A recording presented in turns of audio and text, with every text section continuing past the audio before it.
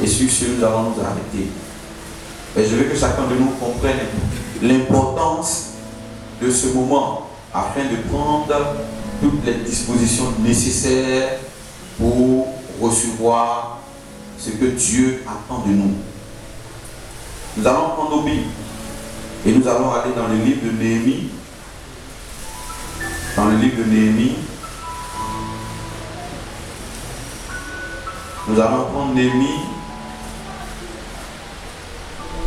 Néhémie se trouve après Esdras. Nous allons prendre le chapitre 2. Le chapitre 2. Il y a beaucoup de versets que nous allons lire aujourd'hui. Ceux qui ne sont pas venus avec un bloc-notes, malheureusement, je veux que nous marquons en fait ce que nous recevons ici. Je vais aller pas à pas, doucement, pour que chacun de nous comprenne ce que nous voulons dire ce matin. Alléluia. Néhémie, le chapitre 2. Et nous allons lire d'abord à partir du verset 1. Chapitre 1, pardon, d'abord. Ensuite, on va aller au chapitre 2, ainsi de suite. Et il y a beaucoup de versets que nous allons lire. Et nous allons commencer avec le chapitre 1 pour que vous compreniez un peu. La Bible dit dans Néhémie, chapitre 1, à partir du verset 1, la parole de l'Éternel, fils de Antalia, au mois de Kisleu, la 20e année, comme j'étais à Suse, la capitale, Anani, l'un de mes frères, et quelques hommes arrivèrent à Juda. Je les questionnais au sujet des Juifs rescapés qui étaient restés de la captivité et au sujet de Jérusalem. Et il me dit, ceux qui sont restés de la captivité sont là, dans la province, au comble du malheur et du déshonneur. La muraille de Jérusalem a des brèches et ses portes sont brûlées par le feu. Lorsque j'entendis ces paroles, je m'assis, je pleurai et pendant plusieurs jours, je pris le deuil, je jeûnai et je priais devant Dieu des cieux. Et je dis à l'Éternel, Dieu des cieux, Dieu grand et redoutable, toi qui gardes l'alliance et la bienveillance, envers ceux qui t'aiment et qui gardent les commandements, que tes oreilles soient attentives et que tes yeux soient soient ouverts pour exaucer. On va aller au chapitre 2. Non, excusez-moi. Au verset. Oui, alors au chapitre 2. Au chapitre 2. Voilà. Tu peux lire à partir du verset. Lire à partir du verset 10. Bon, le verset 9, pardon. Je me rendis auprès des gouverneurs de l'autre côté du fleuve. Et je leur remis les lettres du roi. Ils m'avaient fait accompagner par des chefs de l'armée et par des cavaliers. Sanballat, le Horonite et Tobija, le serviteur ammonite, n'ayant appris un grand déplaisir de ce qui venait un homme pour chercher le bien des enfants d'Israël. J'arrivai à Jérusalem et j'y passai 3 jours. Après quoi, je me levai pendant la nuit avec quelques hommes, sans avoir dit à personne de ce que mon Dieu m'avait mis au cœur de faire pour Jérusalem. Il y avait avec moi d'autres bêtes, de sorte que ma propre monture. Je sortis de nuit à la porte de la vallée et je me dirigeais contre la source du dragon et vers la porte du bouclier, considérant les murailles en ruine de Jérusalem et réfléchissant à ces portes consumées par le feu. Que Dieu te bénisse. Amen. Voilà, on va continuer au fil du temps la lecture pendant le message. Je veux d'abord donner comme thème rebâtissons la maison du Seigneur. Ou rebâtissons les murailles. Chacun peut dire ce qu'il veut. Rebâtissons l'église, rebâtissons l'œuvre de Dieu, etc. Alléluia. Bien aimé, il y a urgence. Il y a urgence parce que ici, quand nous lisons le texte, nous pouvons constater un homme qui était en déportation avec plusieurs autres hommes. C'est-à-dire, Israël a été vaincu lors d'une guerre et puis on a apporté tous ceux qui étaient là, les vivants, ceux qui ont été rescapés, qui sont restés vivants, qui ne sont pas tombés, n'est-ce pas, lors de la guerre. Et donc on va ramasser ces personnes et on va les envoyer en esclavage. Et la Bible déclare qu'il y aura une première vague de personnes qui sera libérée après des années d'esclavage et qui vont retourner à Jérusalem.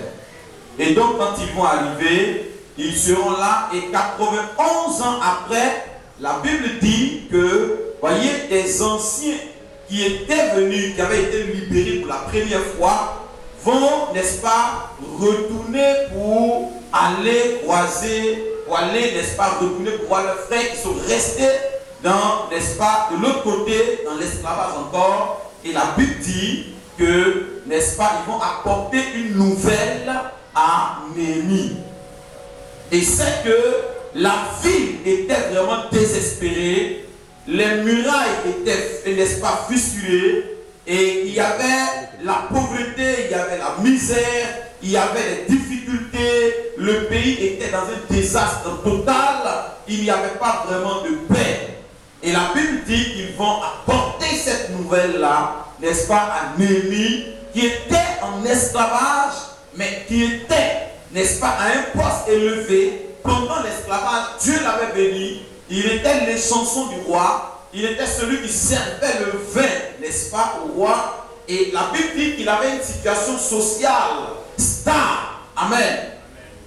Mais malgré sa situation sociale, quand il a appris, n'est-ce pas, que son pays avait des problèmes et que les murailles étaient, n'est-ce pas, fissurées, n'étaient pas rebâties, étaient détruites, bien aimé, quand il a appris les malheurs qui étaient dans son pays, la Bible dit que cet homme-là est resté pendant des jours sans manger, sans boire.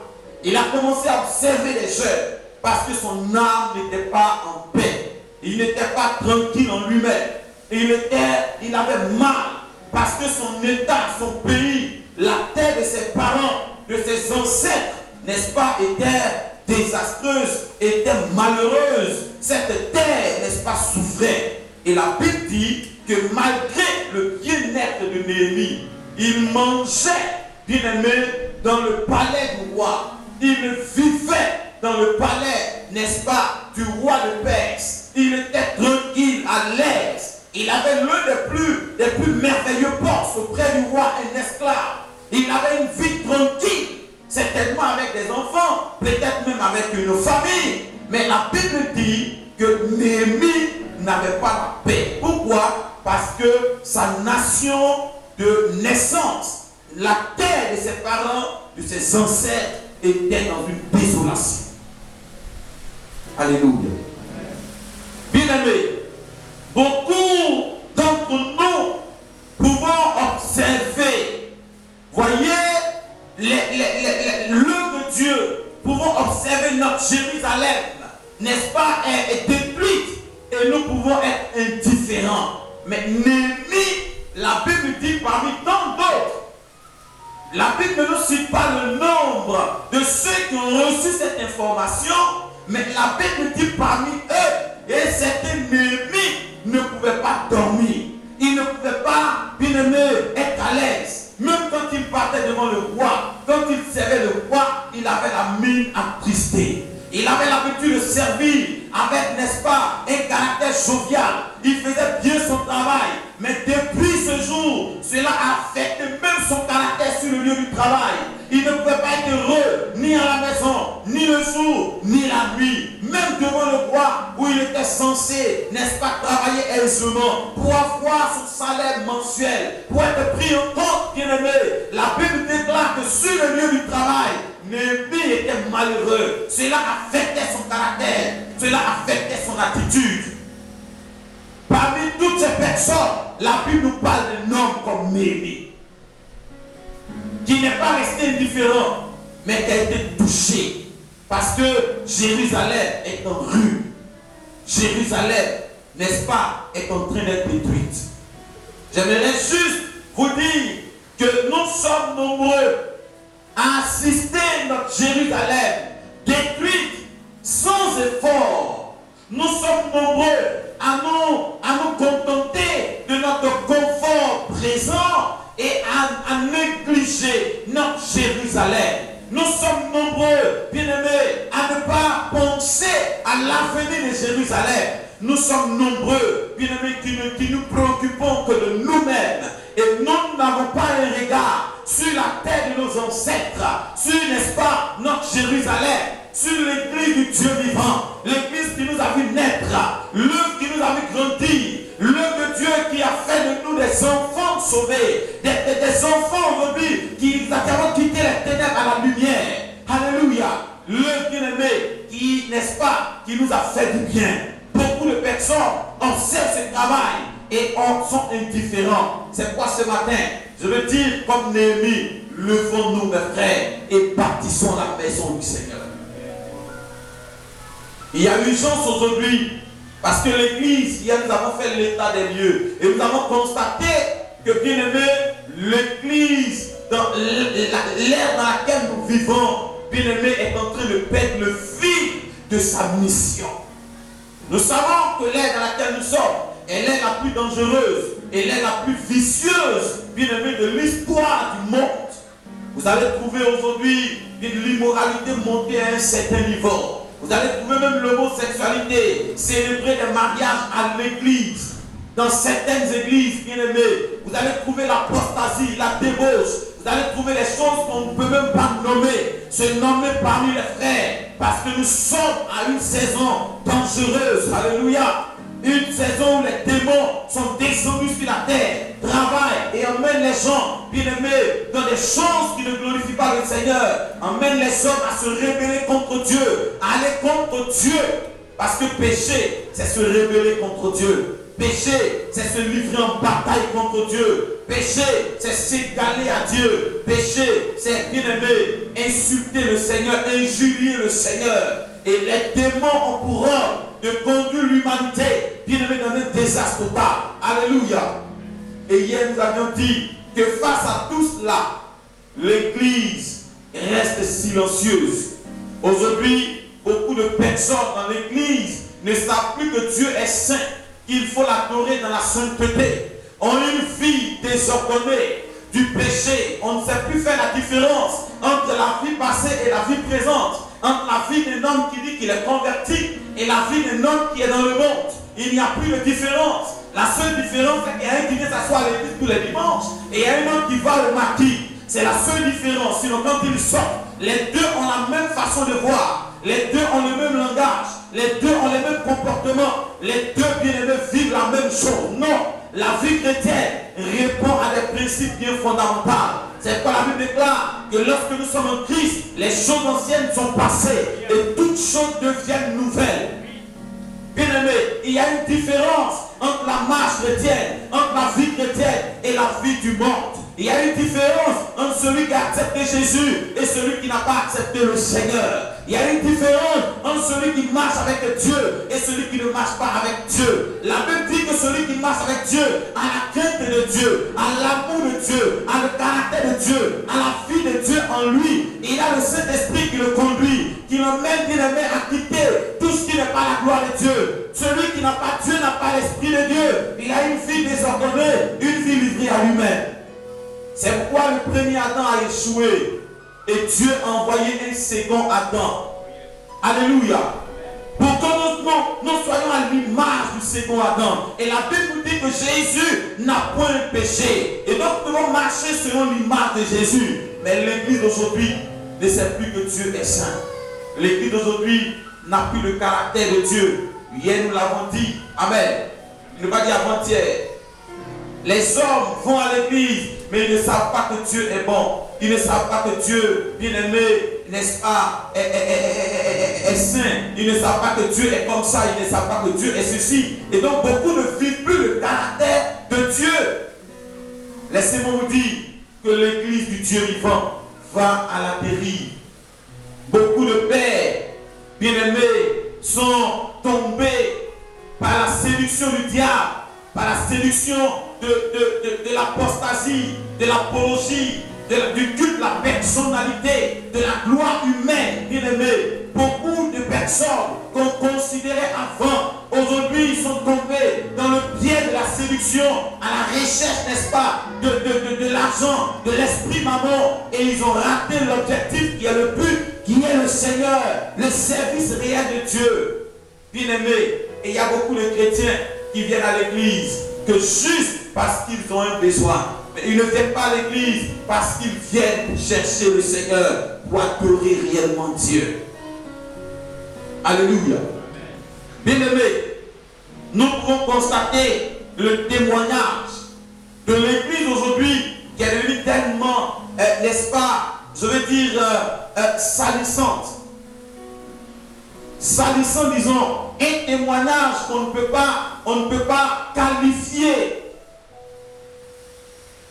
Demandez aux païens, tout le monde est capable de parler mal des pasteurs, tout le monde est capable de parler mal aux églises, tout le monde est capable de parler mal des chrétiens. Pourquoi? Parce que leur vie, n'est-ce pas, en témoigne du témoignage que les hommes, n'est-ce pas, rendent d'eux. Parce que l'église a perdu, bien aimé, son témoignage. L'église a perdu son influence. Aujourd'hui, il est rare de voir les chrétiens annoncer l'évangile réellement, prêcher la véritable parole de Dieu, le message christocentrique à des personnes qui ne sont pas de l'église. Vous allez trouver que tous ceux qui viennent dans l'église, généralement ne sont pas évangélisés, mais sont invités à venir prendre part à un culte extraordinaire. Et quand ils finissent, ils retournent encore chez eux, parce qu'ils sont venus juste parce qu'on les a invités, mais on ne leur a pas présenté Jésus. Bien-aimés, l'église perd de moins en moins son influence. Alléluia.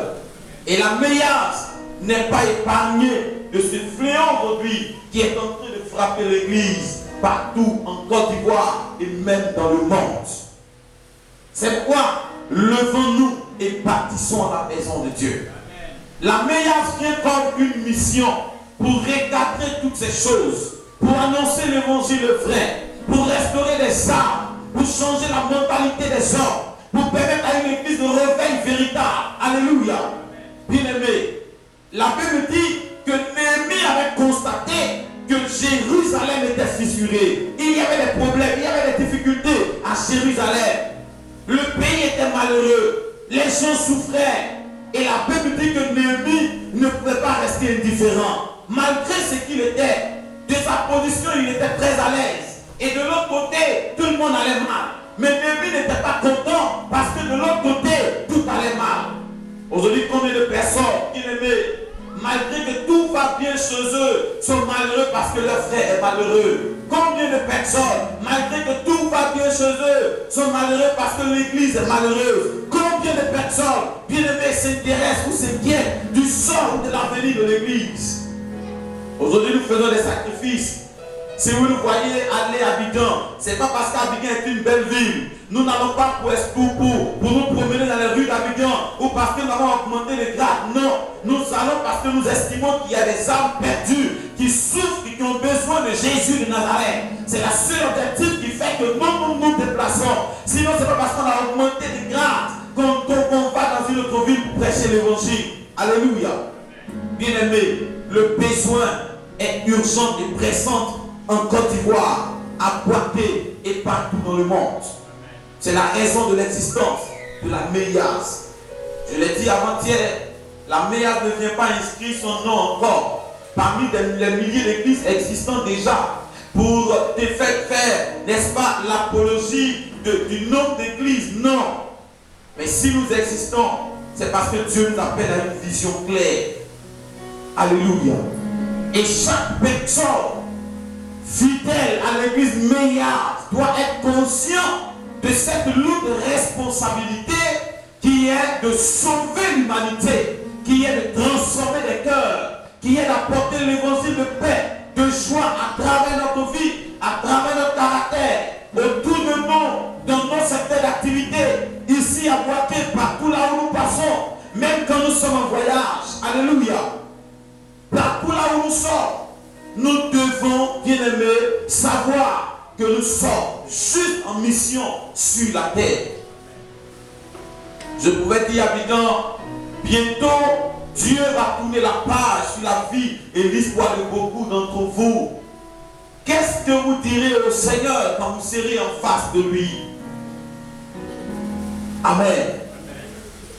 La mort peut te trouver partout là où tu es, sans même que tu, n'est-ce pas, prémédites cela. Qu'est-ce que tu auras à dire à ton Seigneur? Juste vous dire que nous sommes en mission. Et ici, laissez-moi vous dire que Néhémie a fait le même constat, mais il ne pouvait pas rester indifférent. La Bible dit que Néhémie d'abord rentre dans un programme de jeûne. Alléluia. Il rentre dans un moment de jeûne. Il prie, il jeûne. Quand il a reçu cette information, il ne s'est pas levé en même temps pour dire je m'en vais pour servir le Seigneur, pour redresser les murs de Jérusalem. Non, la Bible dit qu'il est rentré en prière, il est rentré en jeûne, il a pris du temps devant la face de Dieu. Bien-aimé, laissez-moi vous dire qu'il vous faut une préparation spirituelle pour toute œuvre spirituelle. Si vous voulez réellement bâtir l'œuvre spirituelle, il faut que vous sachiez que vous avez besoin de préparation spirituelle. C'est quoi s'il n'y a pas de jeûne et de prière, de préparation dans la spiritualité, vous avez déjà échoué dans l'œuvre de Dieu que vous faites. Il y a des personnes qui prennent l'œuvre de Dieu comme une œuvre humaine. Ils peuvent vivre dans le péché et venir servir le Seigneur. Ils peuvent avoir une vie de désordre et servir le Seigneur. Laissez-moi vous dire que quand on parle de préparation spirituelle, c'est d'avoir une vie de sanctification, c'est d'avoir une vie de prière, c'est d'avoir une vie de jeûne, c'est d'avoir une vie de méditation, une vie rapprochée à la vie de Dieu. C'est de chercher les choses en haut. Vous comprenez? C'est pas quelqu'un ne peut pas encore lui-même avoir besoin de délivrance, avoir besoin de Dieu et vouloir prétendre servir ou faire l'œuvre spirituelle. C'est un danger, mes amis. Laissez-moi vous dire que cet homme est rentré, bien-aimé, n'est-ce pas, dans une période de préparation spirituelle. C'est pourquoi cette année, nous avons commencé l'année par un programme de jeûne de 21 jours. Nous ne voulons pas apporter l'année, bien-aimé, ou même apporter un changement, une transformation sans jeûner. Et j'ose croire que toute la meilleure, comme une seule personne, est allée dans la présence de Dieu pendant 21 jours de prière et de jeûne. Je bénis le Seigneur pour tous ceux qui ont pu gêner. Que la grâce de Dieu soit sur vous dans le nom de Jésus-Christ de Nazareth. Que le ciel vous accorde sa faveur pour les préparations spirituelles dans lesquelles vous avez été, afin que l'œuvre de votre main puisse réussir en cette année dans le nom de Jésus-Christ de Nazareth. Je vais amener l'Église à comprendre que toute œuvre spirituelle a une préparation d'abord spirituelle. Ce n'est pas avec notre intelligence physique que nous allons réussir l'œuvre spirituelle. Ce n'est pas, bien aimé, avec nos qualités humaines que nous allons réussir l'œuvre spirituelle. Ce n'est pas avec notre argent que nous allons réussir l'œuvre spirituelle. Mais c'est avec les qualités spirituelles que nous pouvons réussir cette œuvre.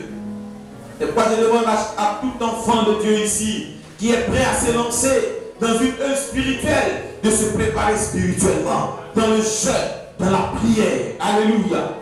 Jésus, avant de commencer son ministère, il ne s'est pas levé, il ne pour aller à la croix. Il ne s'est pas levé pour inviter 12 disciples à le suivre en même temps. Il ne s'est pas levé et pour commencer à prêcher dans la synagogue et dire aux gens, l'Esprit du Seigneur est sur moi parce qu'il m'a oint pour apporter une bonne nouvelle au pauvre. Il ne s'est pas levé pour dire à Bartimée, marche au nom de Jésus. Il ne s'est pas levé pour dire au fou de Gadara, lui soit guéri au nom de Jésus. Il ne s'est pas levé, bien aimé, pour dire, n'est-ce pas, non, Lazare sort. Non, il a commencé d'avoir son ministère en jeûnant pendant 40 jours et 40 nuits, en se retirant dans un lieu désert, en priant, en cherchant la face de son Père, avant de s'introduire dans toute activité spirituelle.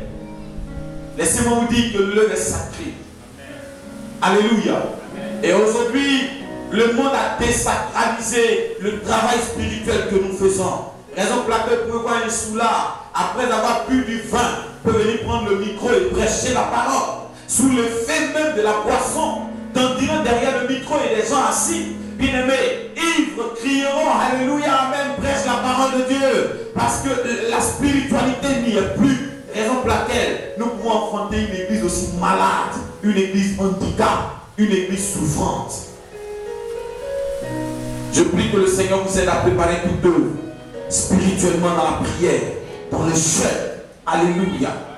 Alléluia. C'est pourquoi j'encourage tous ceux qui continuent, parce qu'il y a même des gens qui se sont arrêtés, ils continuent encore de jeûner pour que l'année soit une année, n'est-ce pas, bénie. Et je vais encourager tous les responsables de département, je vais encourager tous les ministères, je vais encourager tous les services qui ont été établis, tous les ouvriers qui ont été établis dans un rôle quelconque, bien aimé, de préparer les activités, n'est-ce pas, par le jeûne et la prière. Ne vous levez pas et venez derrière le micro, chantant sans préparer votre année par la prière, sans préparer votre sermon par la prière. Alléluia. La Bible dit que Néhémie, au chapitre 1, le verset 11, qui nous dit ceci: ah Seigneur, que ton oreille soit attentive à la prière de ton serviteur et à la prière de tes serviteurs qui veulent craindre ton nom. Donne aujourd'hui du succès à ton serviteur. Voyez, il a passé du temps dans la prière. Alléluia. Alléluia. Laissez-moi vous dire que la réussite du défi qui était devant Néhémie devait l'emmener à faire ce sacrifice, de se déplacer, n'est-ce pas, pour aller jusqu'à Jérusalem, de Perse jusqu'à Jérusalem. Il ne pouvait pas rester à Perse et n'est-ce pas, observer Jérusalem, avoir mal, jeûner, prier seulement. Mais il a mené des démarches pour être sur le territoire, afin de pouvoir lui-même participer, corps, âme et esprit, à l'avancée de cette œuvre. Alléluia. Laissez-moi vous dire que pour la réussite de la mission que Dieu vous consigne, vous avez besoin vous-même de vous mettre devant la vision que Dieu vous a donnée. Vous savez, quand Dieu donne une vision à un homme, la vision, n'est-ce pas, ne mourra pas quand même l'homme en question est morte. La vision continue. Si une vision meurt en présence ou à la mort du leader, c'est que cette vision ne vient pas de l'Éternel. Une vision vit même quand le leader n'est plus vivant. Une vision vit pendant que le leader est vivant. C'est pas des hommes peuvent partir, mais la vision peut demeurer. Des hommes peuvent partir, mais la rage de la vision peut toujours animer le leader. Alléluia. Alléluia. Quand j'entends des leaders dire: je suis découragé du travail que Dieu m'a donné, je ne veux même plus avancer, je me pose la question s'ils ont reçu leur vision de la part de l'Éternel. Un homme de vision ne se décourage pas parce que les hommes le critiquent. Un homme de vision ne se décourage pas parce que les hommes lui parlent mal, parce que les hommes bien-aimés le persécutent. Un homme de vision ne se décourage pas parce qu'il est fatigué, mais il continue et il se repose lorsqu'il a fini la vision. Alléluia. Et laissez-moi vous dire que Néhémie ne pouvait pas rester à Jérusalem, ne pas dire à Perse. Il a pris des démarches.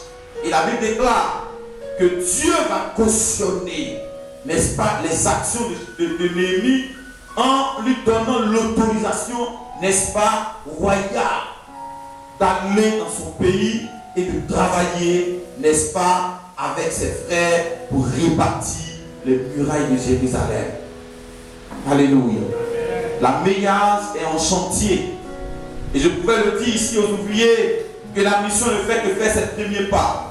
En Côte d'Ivoire, sinon, il y a beaucoup de villes dans lesquelles la Méiase n'est pas encore représentée. Vous allez à Diabo, vous allez, n'est-ce pas, à Botro, vous allez à Brobo, des villes même aux alentours. La Méiase n'est pas encore représentée. À Katiola, à Korogo, la Méiase n'est pas encore représentée. Et laissez-moi vous dire que toutes ces villes sont des villes à conquérir au nom de Jésus-Christ de Nazareth. La